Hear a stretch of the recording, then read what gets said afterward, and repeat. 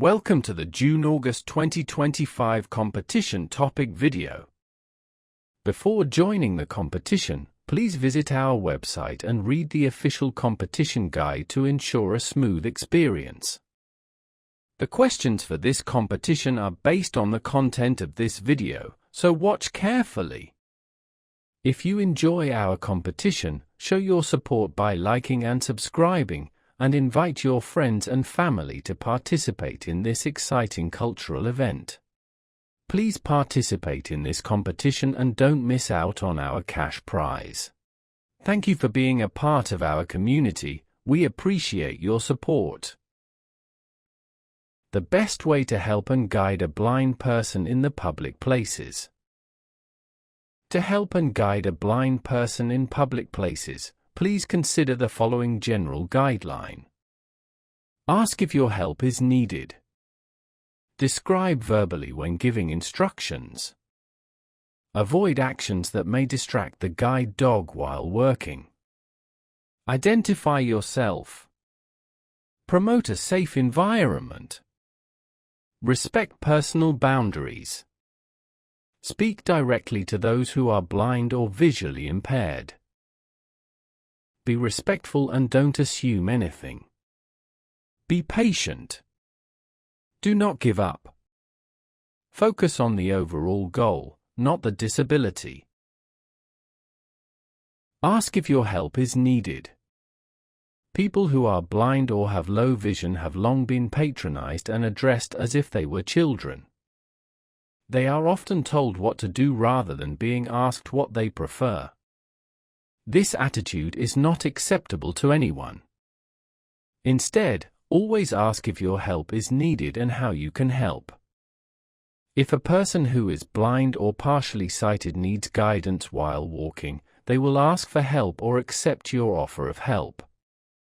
Then they grab your arm just above your elbow and stand half a step behind you. Your move will tell them what to expect.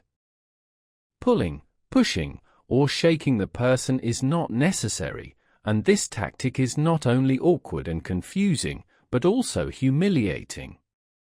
If you see that someone is about to face danger, express your concerns calmly and clearly.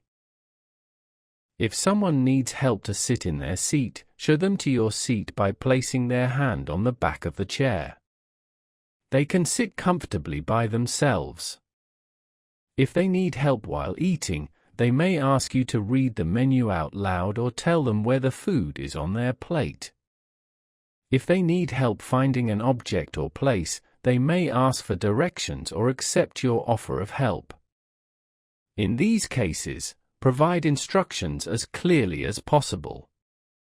Words like left and right are very useful, especially when the directions show how a blind or partially sighted person faces. Describe orally when giving instructions.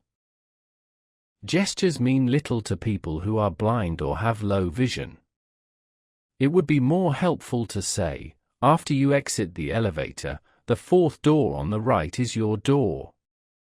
Avoid using visual references such as they're near the green plant. Also, remember to describe things from the person's perspective, not your own. Support facial expressions or visual cues with verbal cues. For example, say yes while nodding your head, I don't know while shrugging your shoulders, and bye while shaking your hands. Avoid actions that may distract the guide dog while working. Remember that guide dogs are working dogs, not pets. Avoid anything that might distract them, such as petting, touching, holding their leash, or calling to them. The lives of their owners depend on their vigilance.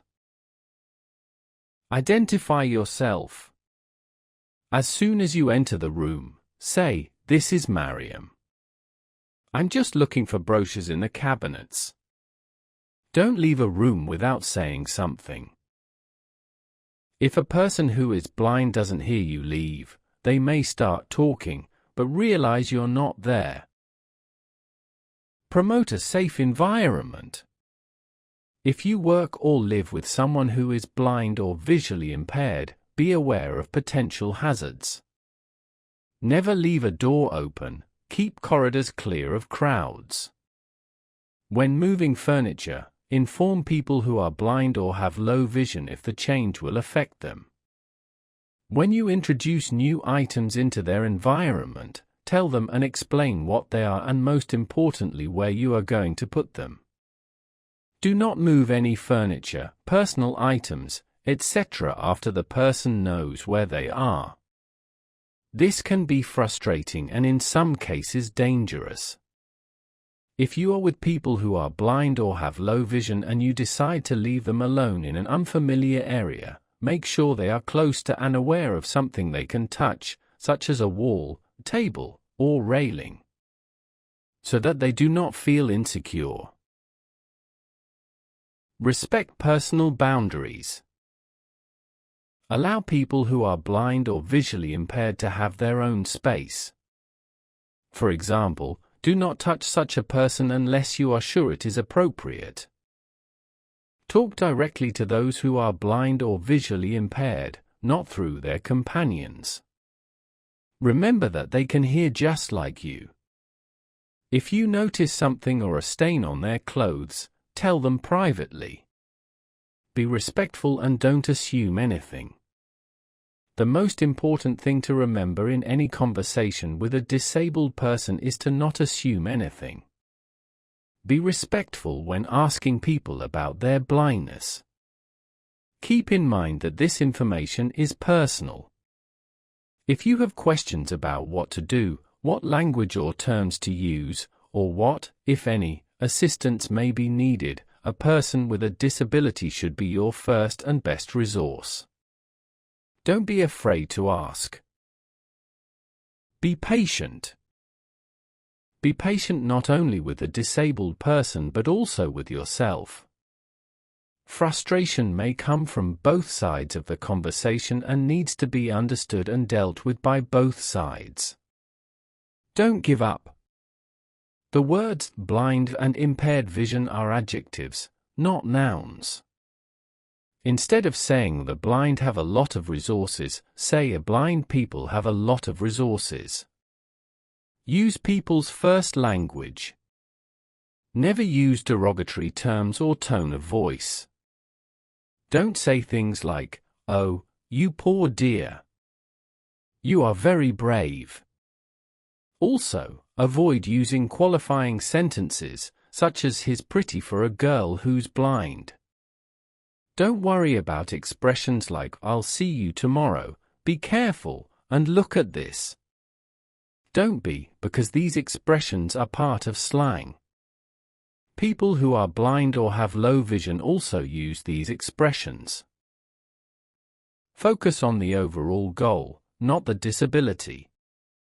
In any conversation with a disabled person, keep your overall goal in mind.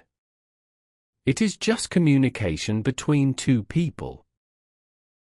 Ultimately, what is communicated is important, not how it is communicated. Thank you for being a part of our competition. We truly appreciate your participation and support.